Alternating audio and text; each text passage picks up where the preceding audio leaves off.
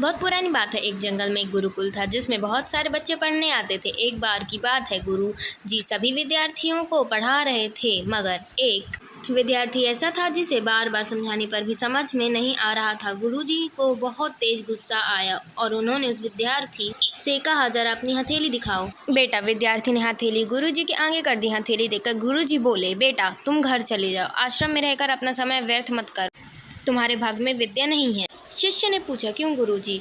गुरुजी कहे, तुम्हारे हाथ में विद्या की रेखा नहीं है। गुरुजी ने एक होशियार विद्यार्थी की हथेली उसे दिखाते हुए कहा, यह देखो, ये है विद्या की रेखा।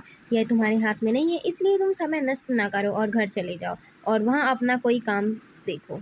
यह सुनने के बाद उस विद्यार्थी ने अपने जेब से एक तेज धार चाकू निकाला, जिसका प्रयोग वह रोज सुबह अपने दातून काटने के लिए किया करता था। उस चाकू से उसने एक अपने हाथ में गहरी लकीर बना दी।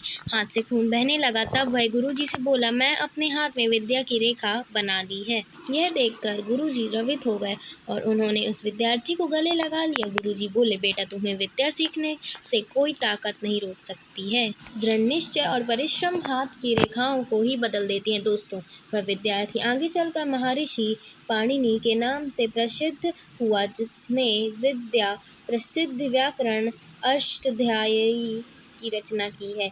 इतनी सदियां बीत जाने के बाद भी आज 2700 वर्ष बाद भी विद्या की किसी भी भाषा में ऐसा उत्कृष्ट और पूर्ण व्याख्या का ग्रंथ अब तक नहीं बना है। तो दोस्तों, इस कहानी की शिक्षा ये है कि लोग चाहे जो भी बोले, हम हर एक को गलत साबित करते हुए अपनी लगन और कठिन परिश्रम के दम पर जो चाहे वो सब कुछ हासिल कर सकते हैं।